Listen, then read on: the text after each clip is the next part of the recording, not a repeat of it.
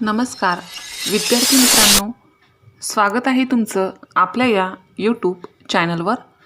तुम्ही जर या चॅनलवर नवीन असाल तर सबस्क्राईब करायला विसरू नका। आज आपण पाहणार आहोत वर्ग 6वी, विषय मराठी, कविता 5वी, प्रकाशयात्री। आज आपल्याला प्रकाशयात्री या कवितेचा अभ्यास, स्वाध्याय, व्याकरण आणि गृहपाठ याच्या माध्यमातून अगदी व्यवस्थित प्रत्येक प्रश्न अभ्यासून प्रकाशयात्री ही कविता समजून घ्यायची आहे। चला तर मग स्वाध्यायाला सुरुवात करूया।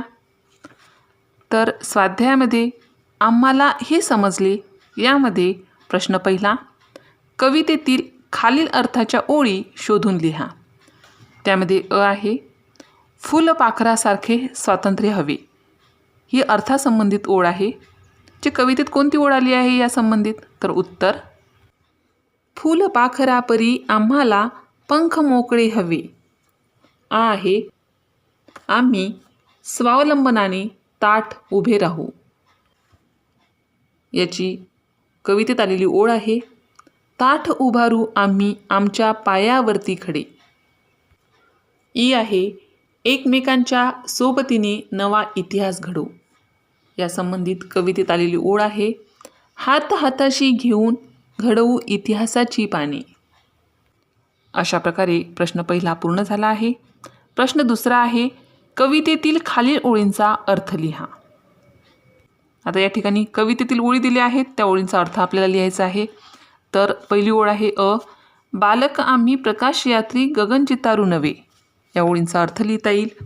अर्थ, आम्ही मुले प्रकाशाच्या मार्गावर चालणारे प्रवासी आहोत आणि आम्ही आमच्या कर्तृत्वाने या नवीन आकाशाला व भविष्याला गवसणी घालू किंवा एक नवीन जग निर्माण करू।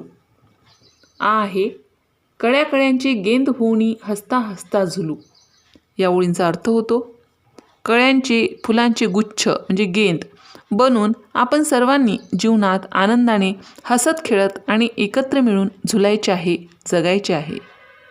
ई आहे, अंधारातून नेऊ अवघी वाट प्रकाशाकडे, या ओळीचा अर्थ होतो, आपल्या देशातील किंवा समाजातील अज्ञान, गरिबी आणि संकटरूपी अंधार दूर करून आम्ही संपूर्ण जगाला प्रगतीच्या व ज्ञानाच्या प्रकाशाकडे नेऊ। त्यानंतर ई आहे, घुमवणारा घुमव वारा सर्व बांधवांसवे, याचा अर्थ होतो, आपण सर्व भाऊ बहीण आहोत, हा एकतेचा आणि समानतेचा संदेश म्हणजेच नारा आम्ही एकत्र येऊन साकार करू, पूर्णत्वास नेऊ। अशा पद्धतीने आपण प्रश्न दुसरा पूर्ण केला आहे। प्रश्न तिसरा आहे, कवितेच्या आधारे खालील कृती करा। अ आहे, कवीचे नाव, कवीचे नाव आहे कल्याण इनामदार। कवितेचे नाव आहे प्रकाशयात्री। आणि ई आहे कवितेचा विषय। तर कवितेचा विषय बघा, प्रकाश, प्रगती, एकता व उज्ज्वल भविष्य निर्माण करणे। त्यानंतर ई आहे, कवितेतील शब्दांचे अर्थ। स्वर या शब्दाचा अर्थ आहे आवाज। दुसरा शब्द आहे धरा, धरा या शब्दाचा अर्थ होतो पृथ्वी।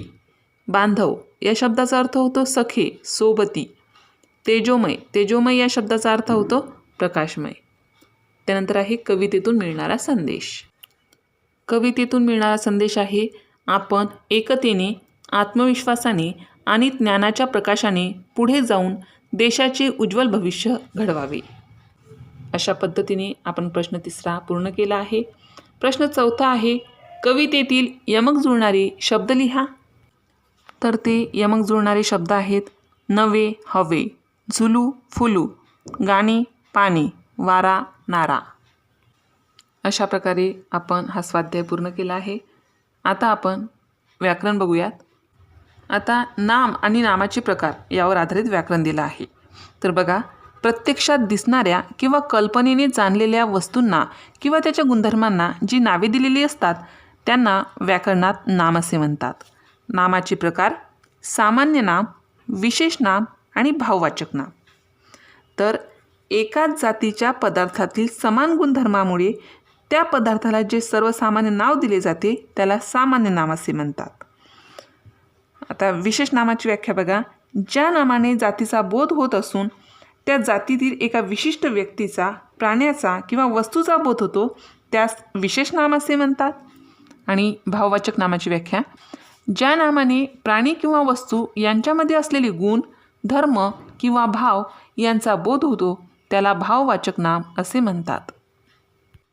आता पुढे काही सामान्य नामे, विशेष नामे व भाववाचक नामे दिली आहेत. खालील तक्त्यात त्यांचे वर्गीकरण करा व लिहा. तर ती नामे आहेत: पाटील, गुलाब, प्राजक्ता, वात्सल्य, माणुसकी, फूल, नवलाई, नम्रता, नदी, गोदावरी, चवळी, चांगुलपणा. आता या शब्दाचे आपल्याला सामान्य नाम, विशेष नाम आणि भाववाचक नाम यामध्ये वर्गीकरण करायचं आहे. सामान्य नाम यामध्ये एक शब्द लिहून दिला आहे फूल. इतर शब्द आपल्याला लिहायचे आहेत. तर ते शब्द आहेत पाटी, गुलाब, नदी, चवळी.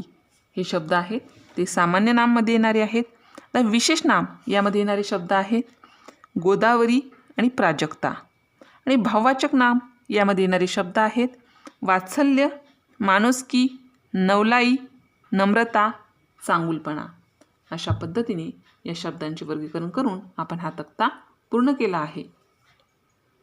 आता यामध्ये सारे हसूया यामध्ये विनोद दिले आहे. खाली दिलेले विनोद वाचा व त्याचा आनंद घ्या. तर आपण हे विनोद वाचूया आणि त्याचा छान आनंद घेऊया. नातू म्हणतो, हॅलो आजी, इंद्रजित बोलतोय. आजी, कोण बोलतंय? नीट ऐकू येत नाही. नातू, इंद्रजित बोलतोय म्हटलं. आजी, इंग्रजीत नको रे बाबा, मराठीतच बोल. अशा पद्धतीचा हा जोक आहे. दुसरा जोक बघा.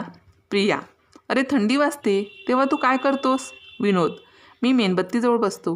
प्रिया, आणि खूप थंडी वाजली तर? विनोद, मेणबत्ती पेटवतो.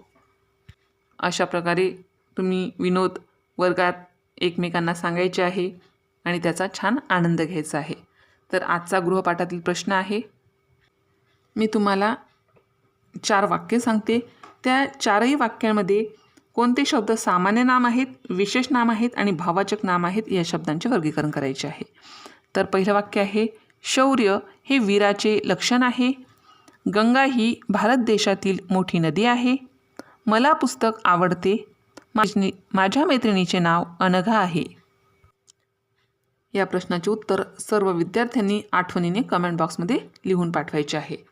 अशा प्रकारे वर्ग 6वी विषय मराठी कविता 5वी प्रकाशयात्री या कवितेचा संपूर्ण स्वाध्याय, व्याकरण, गृहपाठ आपण अभ्यासला आहे.